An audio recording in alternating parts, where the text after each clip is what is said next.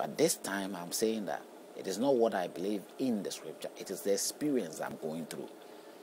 And the experience I went through as through the church in one night, the voice that spoke out then made me realize that there is a spirit. A living being that can speak and that can possess a person. It can stay inside you and you don't even know. I don't know whether it has got the shape of a person or whatever it is.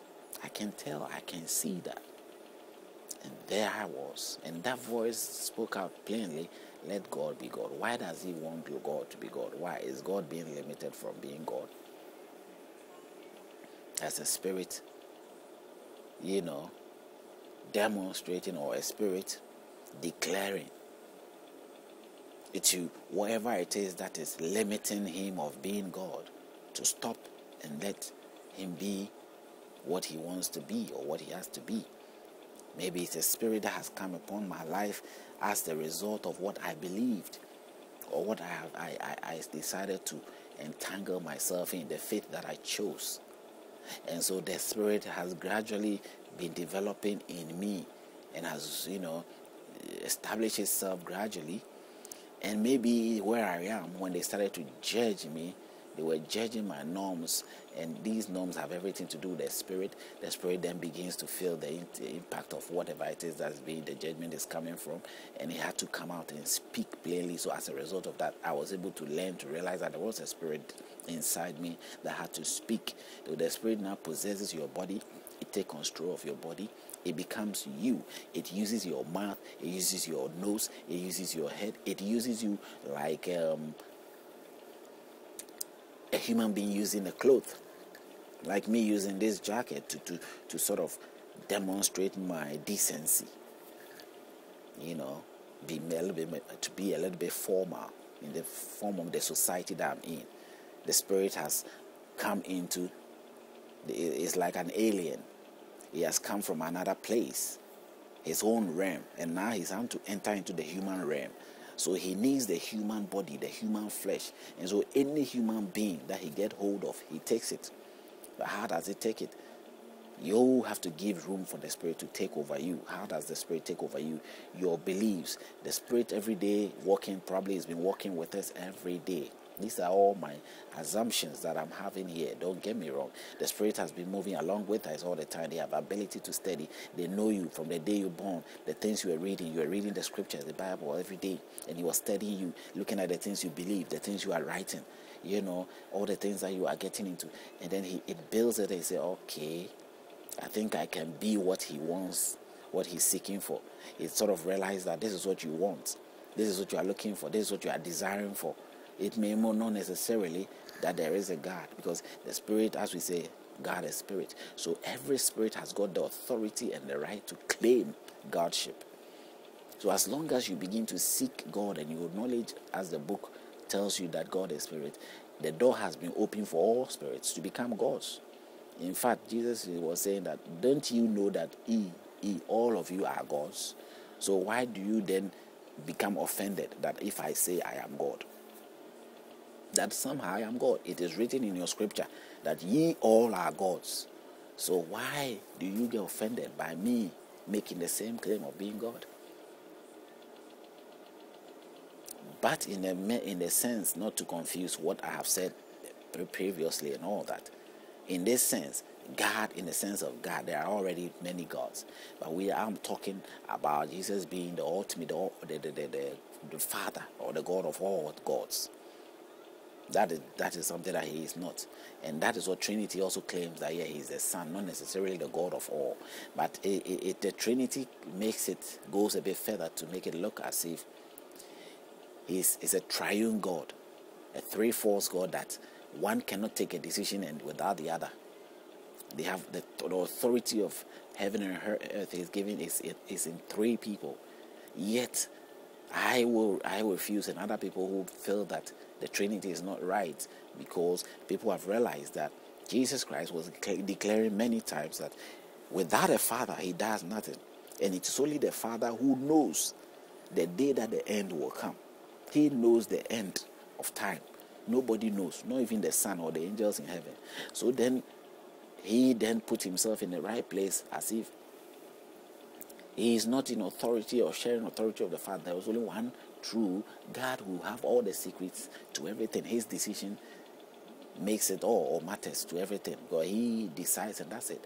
That is what we are talking about, a God. If we are talking about a singular God, one true God, there, all the powers beneath him. That is what it is about. So if I experience spiritual things, and we are saying spirit, the other spirits, normally if you say spirit, you make it a general and a very easy for other spirits also to make the claim or sort of fall under that Godship, divinity state. You make it easy.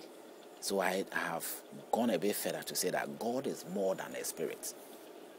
God is more than a spirit. That is my new development of understanding that God is more than a spirit. He is more than a spirit. That means God is more than a spirit. He's more than a human being. You understand? But why do I include human beings? Because God created physical things. And if we go by the text of the Bible, it says, let us create man in our own image. So men, qualities of men, the qualities of us in whatever we are, in the physical state we are, God has got that ability to be physical and also to be spiritual. To be spirit and at the same time be physical. And so God is beyond. He has both qualities.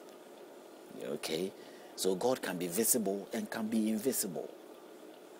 Spirits probably have limitations. That is why they possess us.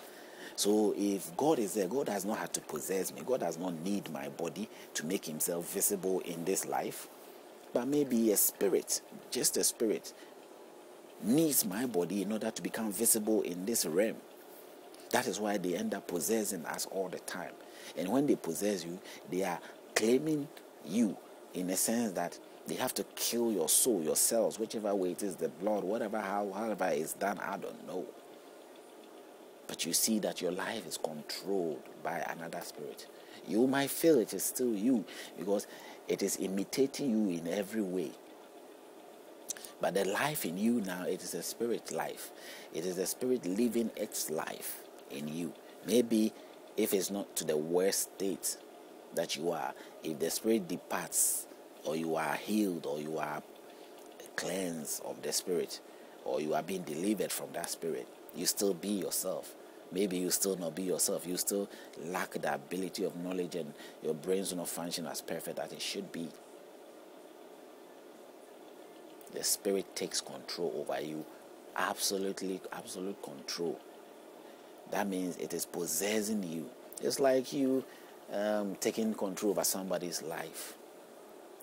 Depends on how long it takes. You could take control of somebody's life for, and sometimes going to possess somebody's property or somebody's things. It becomes yours.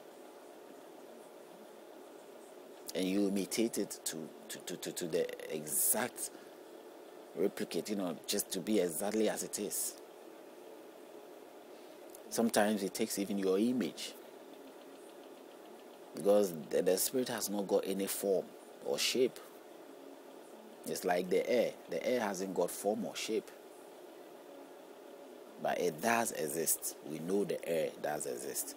So if we say our spirit in the same manner, and so it can take the form of you.